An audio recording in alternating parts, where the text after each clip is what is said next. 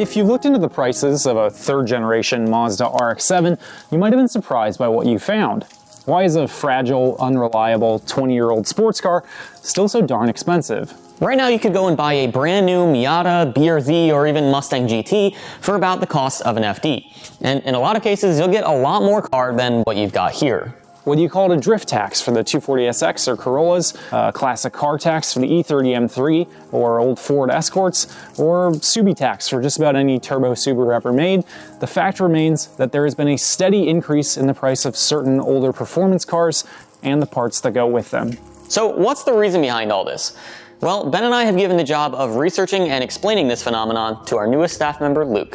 Hey guys, my name's Luke, and I've been behind the scenes on the channel filming for the past 6 months, and I actually own a 240SX, so I am no stranger to the drift tax, but it wasn't always that way.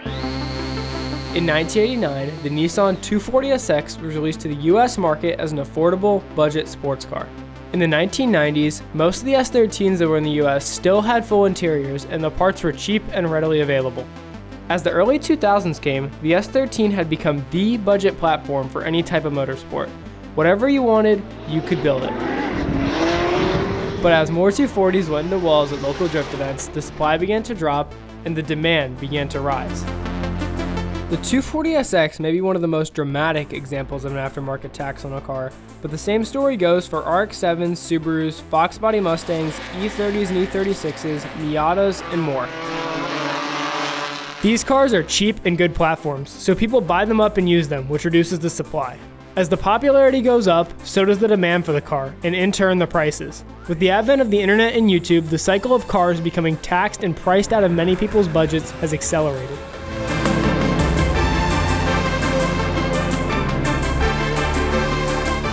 Alright guys, what's going on? My name is Ryan. I run a YouTube channel called Pure Function, and these are all my Supras that I love to wrench on. So if you're looking at the market as a whole, and you're looking at the Supra when it came out, it was a $50-some-thousand vehicle. 2011, I pick up a non-turbo 5-speed car, and it was only 11,000 bucks. And it sounds like still a good bit of money, but in perspective for the color that it is, silver being rare, it was a good deal in that perspective.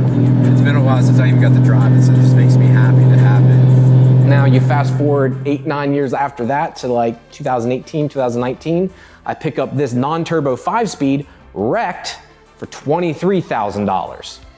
Take it 1 year after that, he paid $32,000 for this.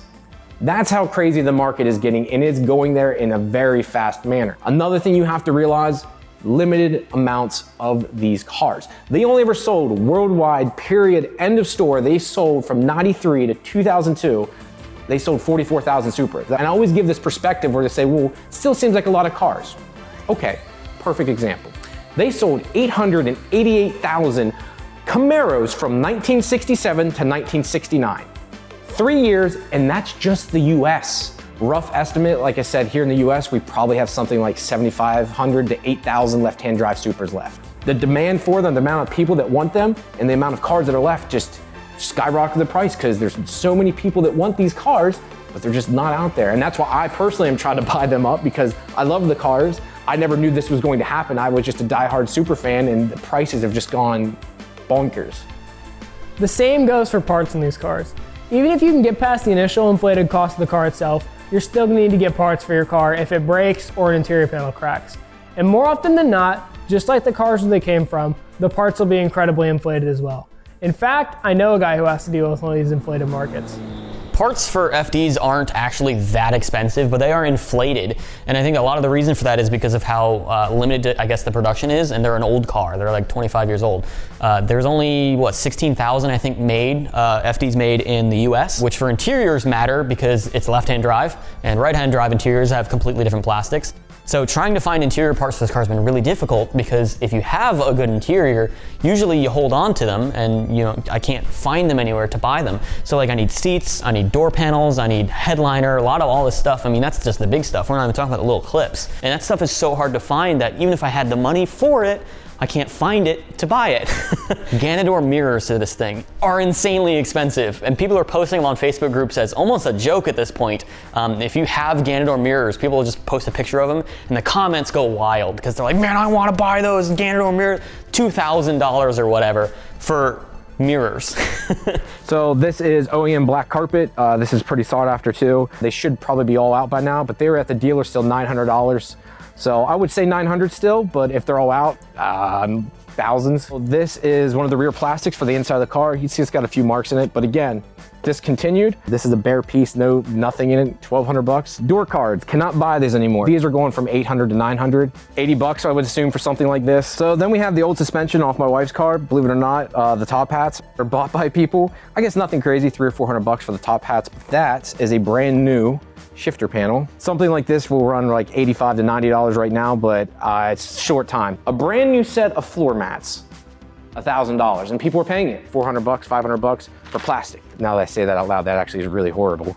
Finding parts for cult classic cars is becoming harder as well because of parts hoarding. While parts hoarding does technically keep the parts around because they are still out there and not destroyed, they're not in circulation, which drives the prices way up.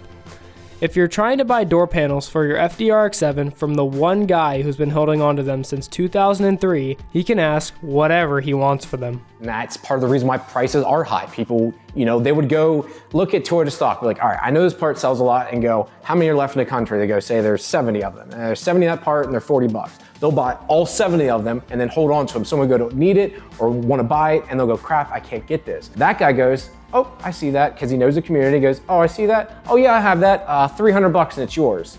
No, that doesn't fly with me. I have no respect for that. Don't be hoarding parts just to screw over someone else. That to me is beyond wrong. I'm not doing that. I don't think anyone else should either. If you need an extra part and you need to hold on for yourself, I understand. But if you're buying up a mass amount to try and resell and just jack up prices, I have zero respect for you on that aspect.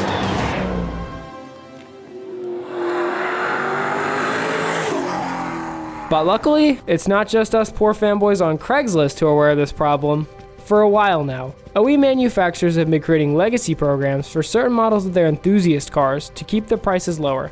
Companies, if they see that the demand is there, will create a heritage program to actually start producing some parts that they've made in the past for these cars, so that you can buy them from the OE manufacturer, which is almost always preferred. Even if you had all the money in the world, sometimes there's just not enough supply to find those parts and buy those parts, which is why people buy FD shells to part out, because you literally buy the shell just for the parts because you can't find them anywhere else. So technology is a fantastic thing. Scanning and 3D printing has really helped us a ton. So I think eventually something like that, it's not the same, like you can get a 3D printed part, 9 times out of 10 you can see the lines, right? You guys can see all the lines in the part, but I think eventually we'll get to the point that it'll look like a blow molded part, something you would get from the factory. We'll get the finishes right, so all the panels that we worried about for years, all the center consoles we would have to worry about, I think eventually all that worry is going to go away. It's just when is that going to happen? So, what can you do to stop this problem? Well, there's a couple things you can do to help. First, save your parts. Even if you don't think your FRS will be worth anything 10 years from now, save your parts. If you don't have the room to store all your stock parts, consider giving them to somebody else or listing them on Facebook Marketplace. You were just gonna throw them away anyways. Second, don't overpay for cars and parts. If you see somebody listing a car way over market value, don't buy it. You could be saving yourself and everyone else in your shoes a good bit of money. The idea is to keep the supply of the cars and parts high and the prices realistic. So, next time you go out in your Veloster, your ND Miata, or your Corolla hatch, they might just be another car right now, but in 10 years, they could be worth a whole lot more to a kid like me.